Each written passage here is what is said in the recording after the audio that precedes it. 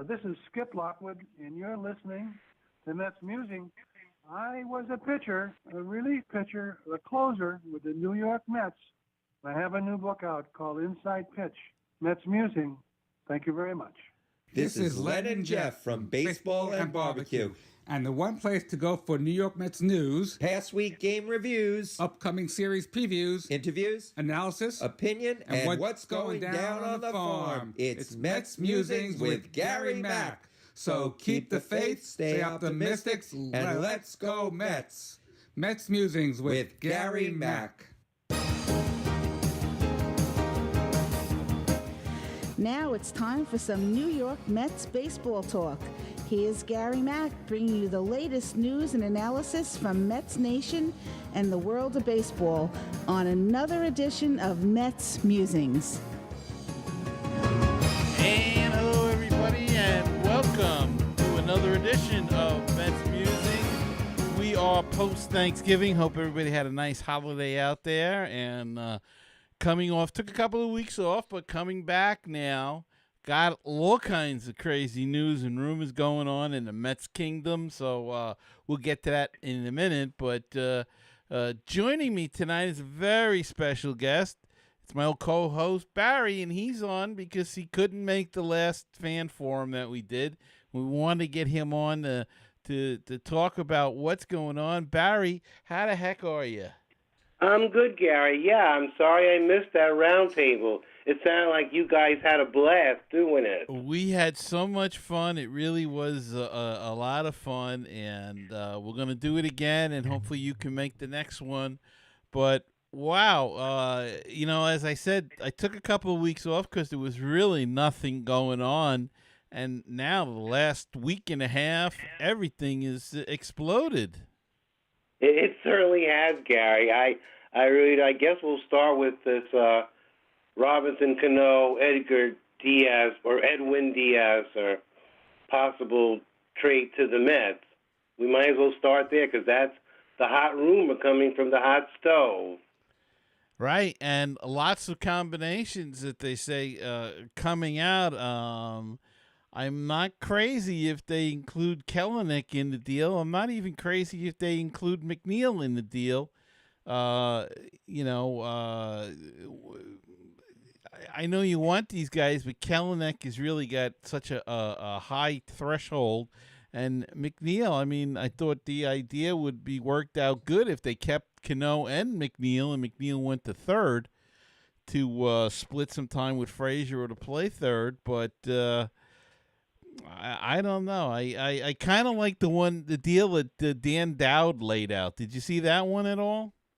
The one that has let me think. I did see some of it, and I think the one you're talking about is Diaz and Cano, which doesn't include Jeff McNeil. And just for 1 second, I want to backtrack because you brought up MLB, which John Heyman is a frequent guest on. And my question to John is, do you even know who Jeff McNeil is? Because for weeks, all I've heard, and I've heard plenty of John Heyman, is saying that the Mets' biggest needs are catcher, no argument there, center field, no argument there, although my wife loves Juan Lagares.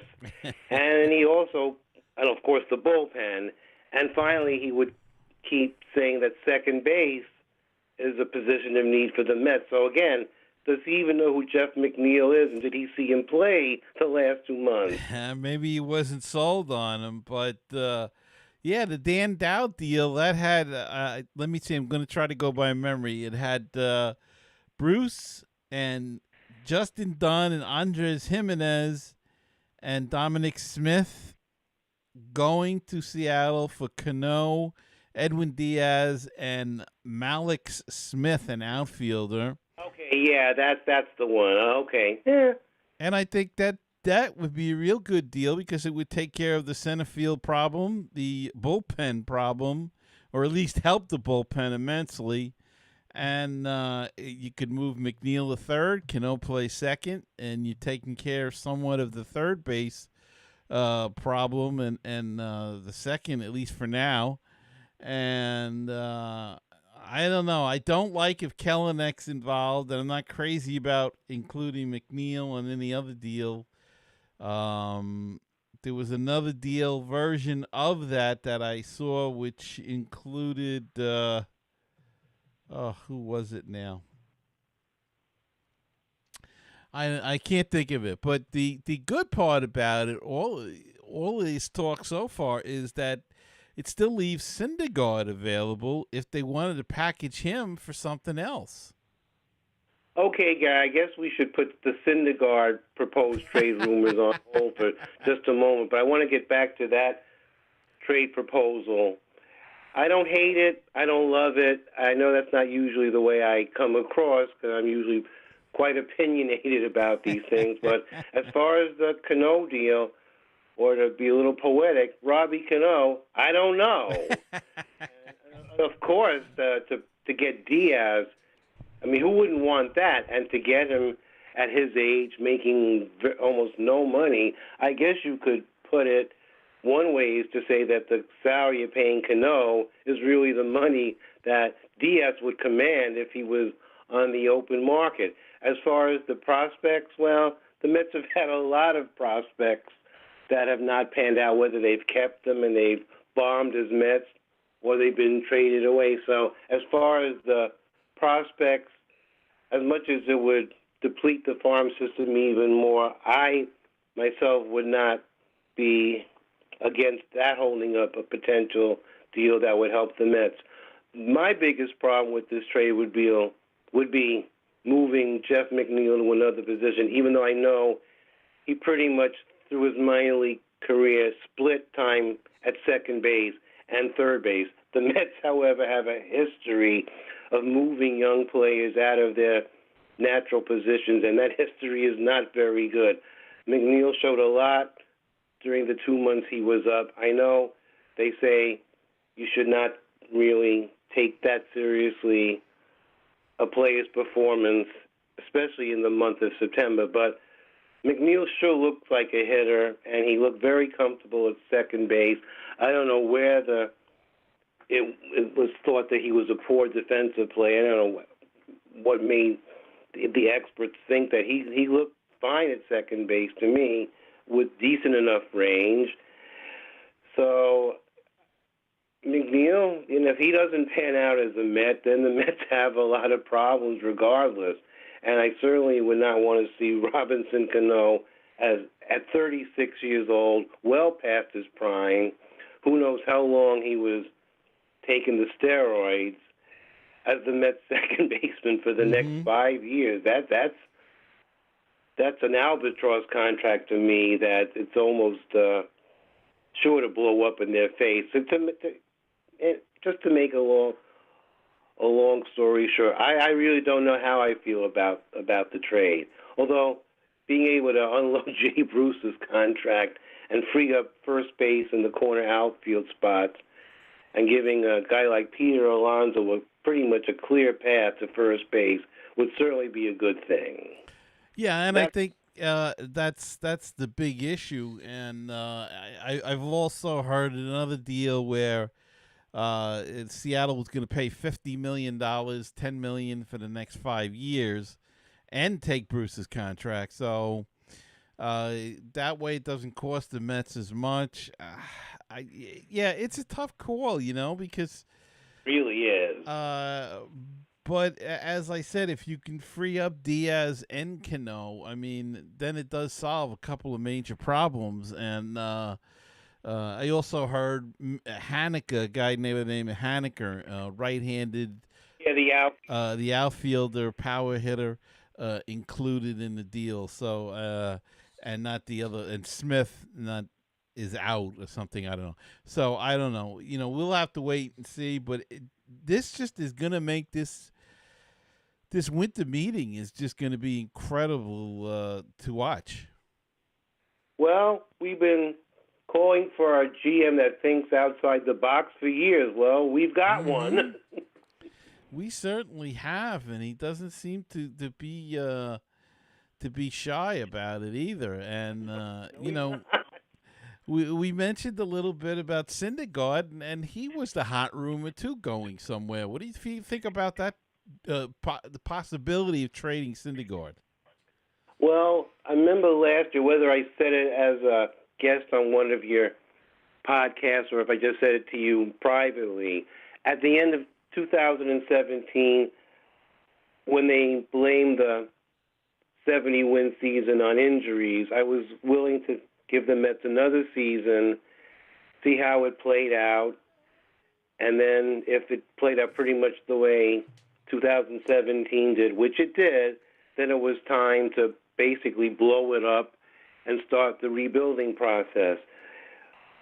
Unfortunately, I don't know if it's unfortunate or not, the season started out great, then it just spiraled out of control, and at the trading deadline, it sure seemed to would have been the time to blow up the team and just start a total rebuild. But then the Mets played a great last third of the season. They were 32-22 in their last 54 games. So they're kind of like stuck in the middle once again. Do you contend? And if you are planning on being a contender, why would you trade Noah Syndergaard? I mean, your starting pitching is what you start with. That's what the Mets have been trying to sell the fans for years, is that the starting pitching is going to make them a contender. So why trade Syndergaard? And I can understand why teams would want him, but that's, to me, the same reason you'd want to keep him. Number one, he's very good, and he's under team control for another 3 years. I don't see the rush to trade him. Now, if you're telling me you can get Chris Bryant back, well, that's another story and another conversation. But it sounds like one team and only one team, the Padres, are really that interested in him, and I don't really see too many guys on the Padres that excite me in a Syndergaard trade that we would get back from them. Mm-hmm.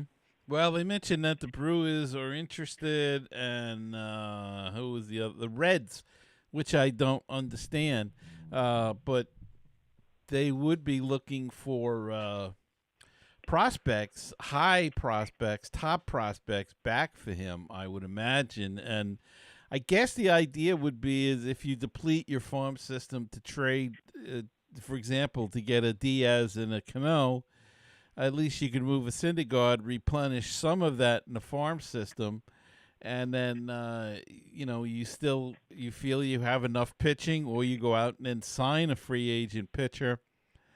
I don't know. It's they're pretty.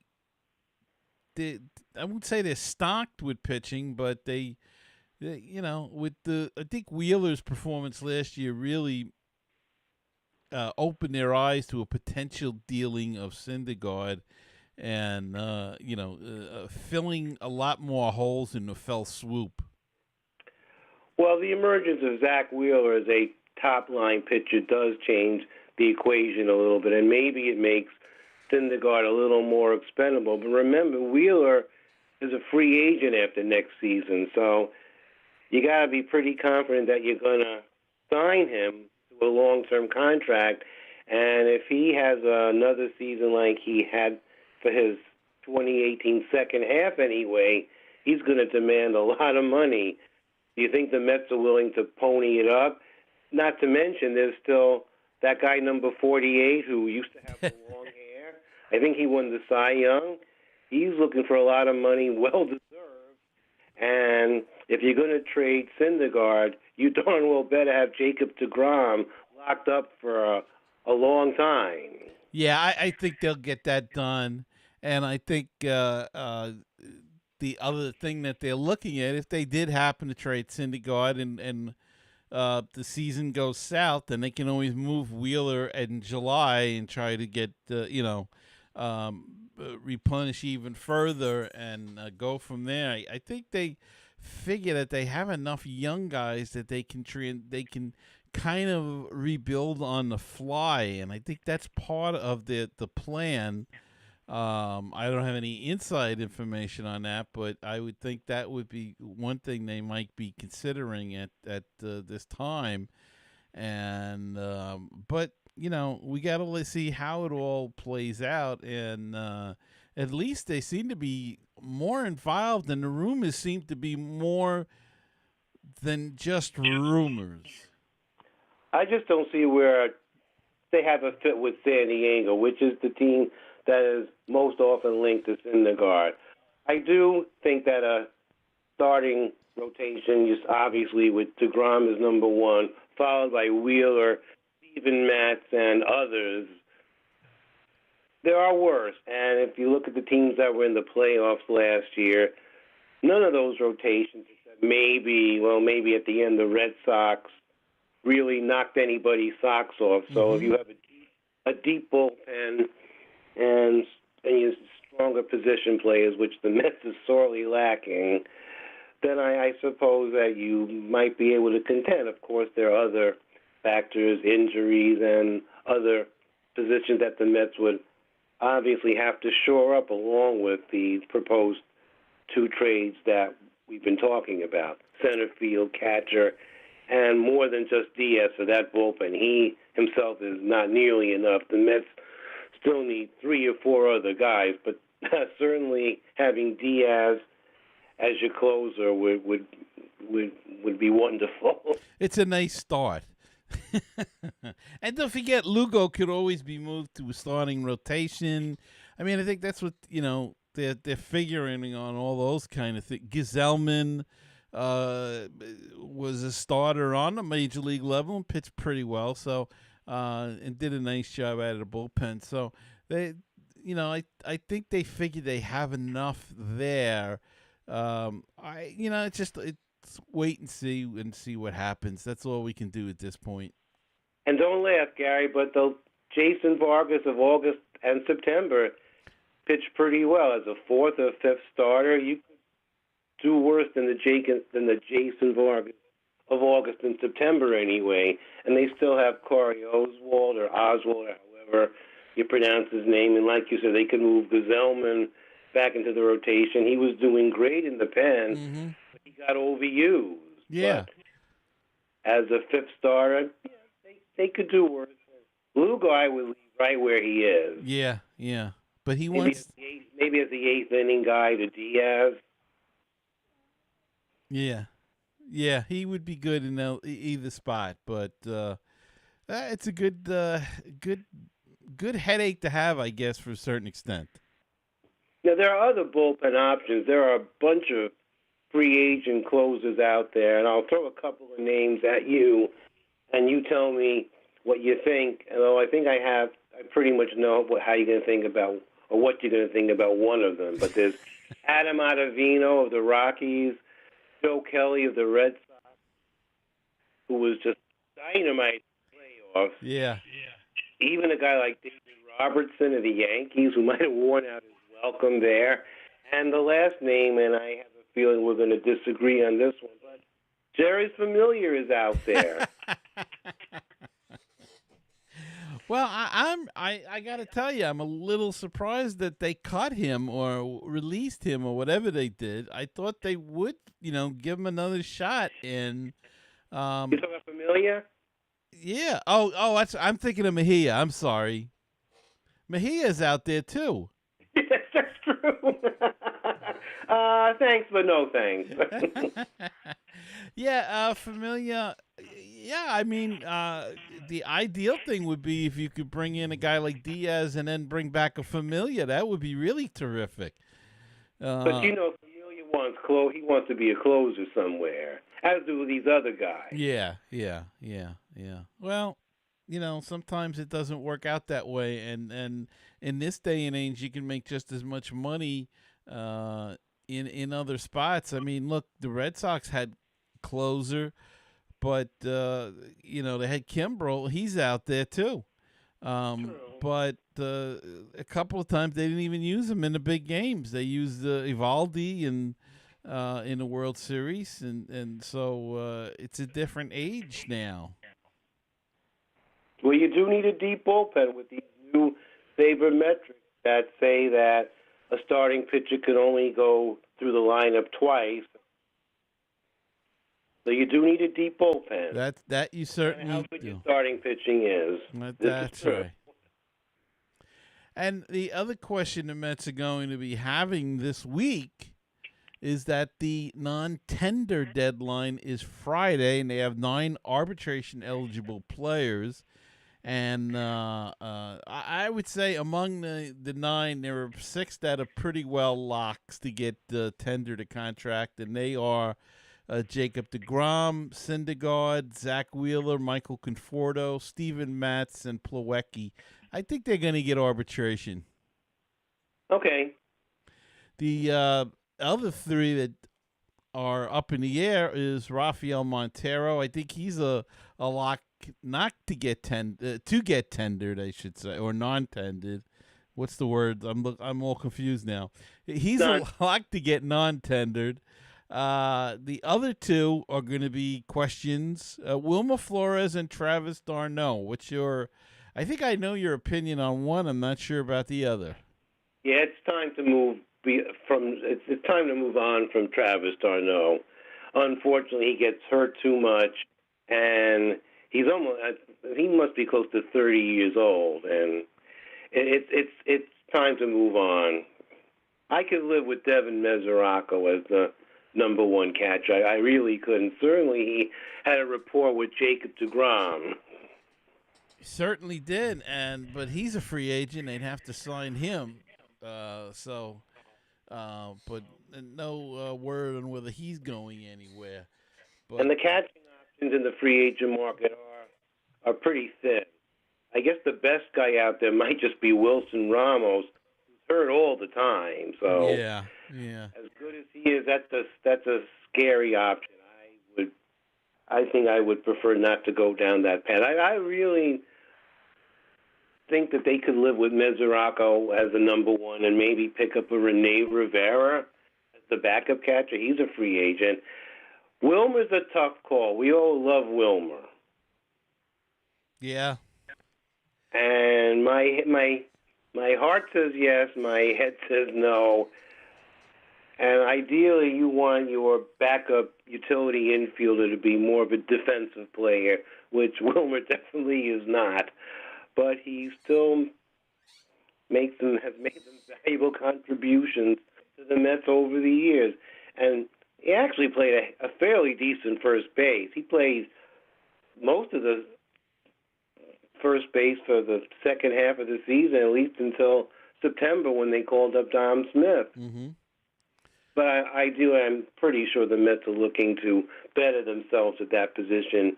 And unless the plan is to not trade Jay Bruce, install him at first base, I think the long-range plan probably is to see if Peter Alonso is the guy. Yeah, and I kind of agree. I think it's time to move on from Wilmer, and he'd probably be best served being in the American League. He could DH, and he'd probably hit a ton over there. Could be. We were talking about the catching market a little bit, and it came out that Russell Martin and Francisco Cervelli are drawing interest, that the Blue Jays and Pirates have decided to put them on the market. You see anything there that might, of course, it would have to be a trade.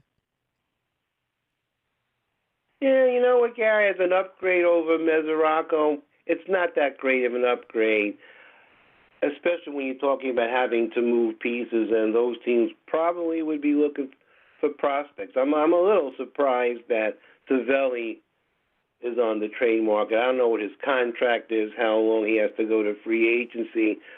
Russell Martin's been around. He's been on like a million teams. Yeah. And usually those teams win, so I guess that says something about him. But really, I was fine with Mesoraco as the catcher. You saw how much improvement the starting pitching made once he got there. I mean, sure, you have to give some of the credit to Mickey, some of the credit to Dave Island, and the pitchers, maybe they just matured. But you got to give Mesoraco some of the credit. I think the pitchers themselves said they loved throwing to him. And if you notice that toward the end, when the Mets were so desperately trying to get Jake as many wins as they could so he could get that Cy Young award, Mesoraco always caught him. Mm-hmm. Mm-hmm. Yeah, I thought Mesoraco did a real fine job, and for the most part here, he stayed healthy. He's had a guy that's had a lot of injuries, but when he came to the Mets, he had some towards the end of the year, but nothing of the major type, little nagging type of deals. And but I thought he did a really fine job. I think, as you said, he really, when he came over, he really calmed down that pitching staff. And look, I'm not going to blame. Darno got hurt. Plawecki was hurt for a while. And then, so you had Tomas Nido came up from Double-A ball, and I think did a great job. And Jose Lobaton, whose best days were gone anyway. They just couldn't get it done. But I have to say, I think Nido, you could see him improve over the course of the year. And when he came back up again towards the end of the year, he looked like a better ball player as well, more confident with handling the pitchers. I don't know whether they consider him a possible long-term starter or what, but certainly as a backup, I could see him being there. Plawecki looked like a different player last year as well. I thought he looked more confident at the plate, and more confident with the pitching staff. So we'll see. It's going to be interesting, and having a veteran catcher like a Mesoraco there with a young guy like Plawecki or a Nido is a big advantage. And Gary, the Mets could do worse than having a catching tandem of Mesoraco and Plawecki, which it was most of last year. That's what it was.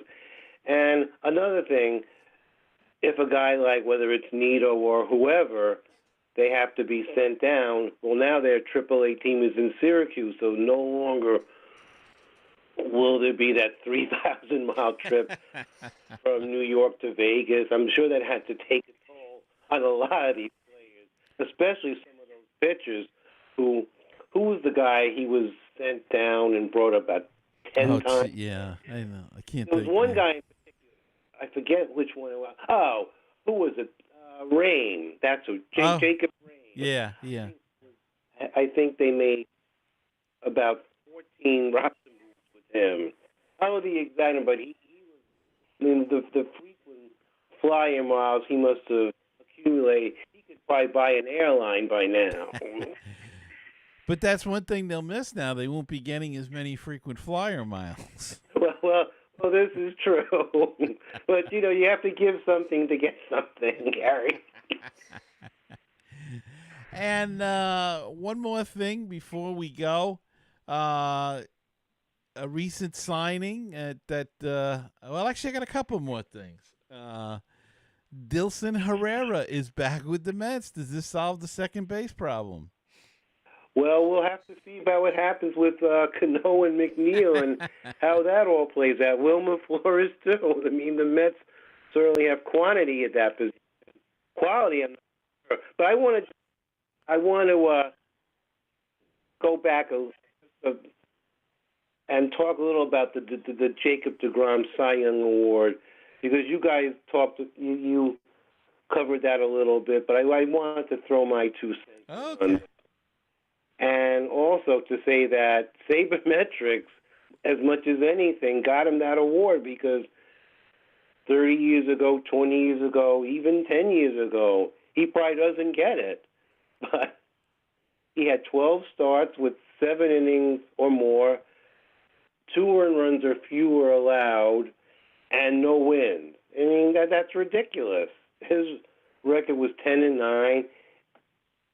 In those 12 starts, let's be conservative. Let's say he would have got 9 wins out of those 12 starts. So his record really should have been more like 20-7 or 20-6 instead of 10-9. And if he doesn't get those last two starts with wins, who knows if he even gets the Cy Young?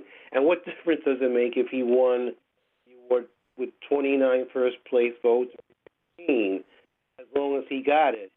I know you guys touched a little about that writer in San Diego who voted for Scherzer. Yeah. Okay. I think the guy on FAN, Steve Summers, right, yes.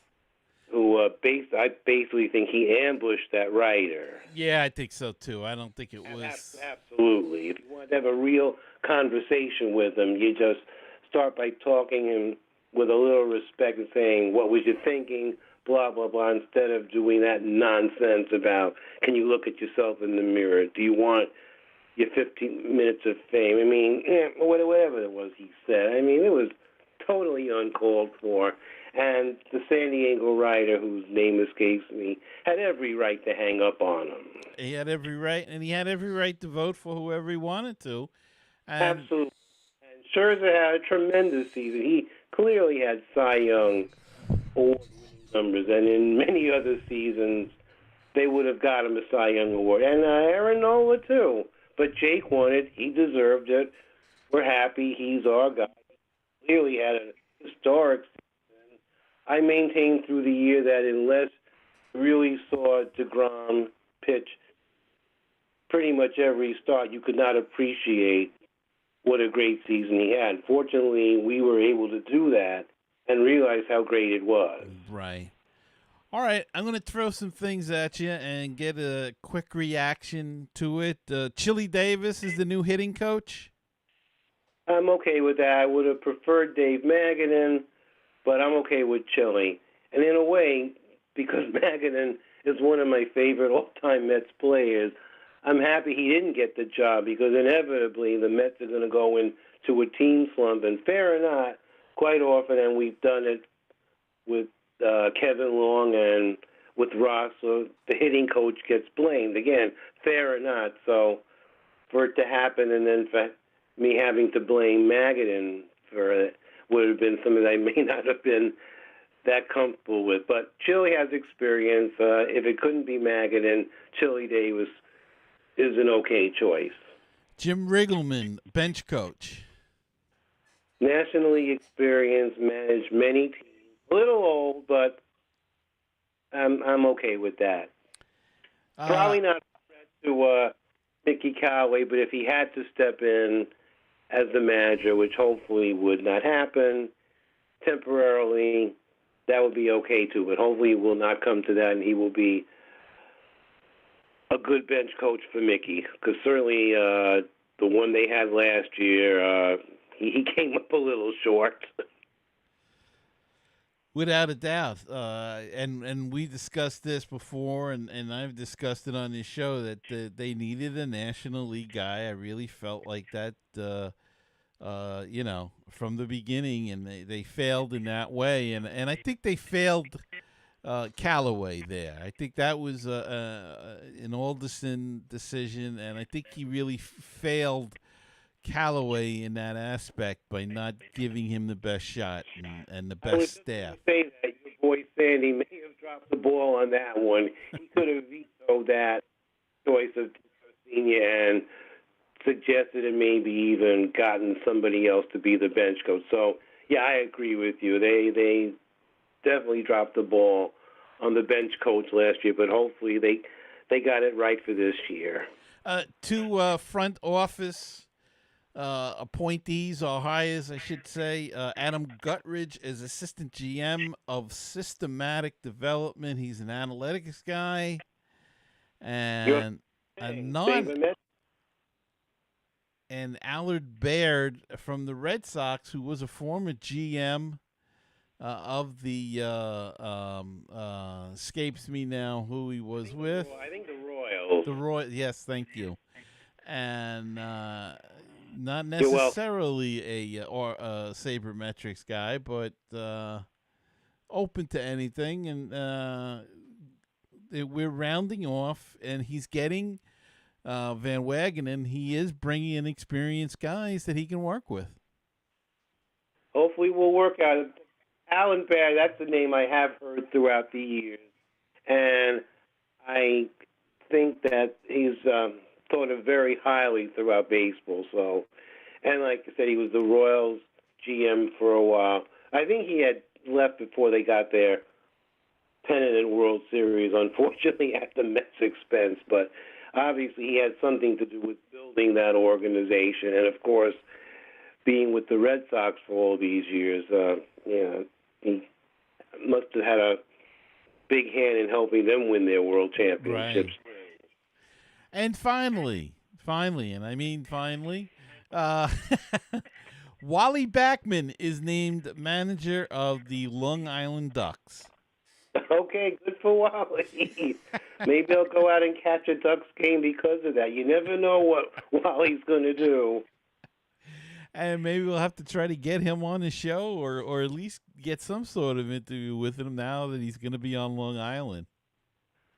It's worth a shot.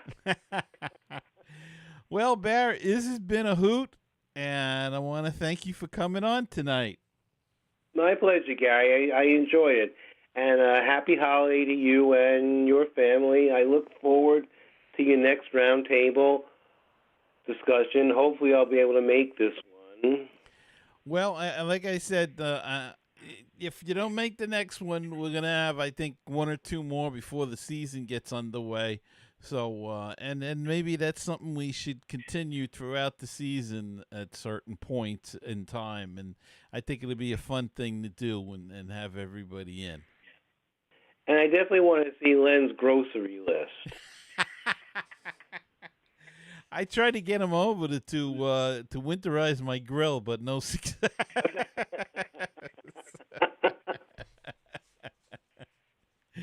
All right, Barrett, thanks so much.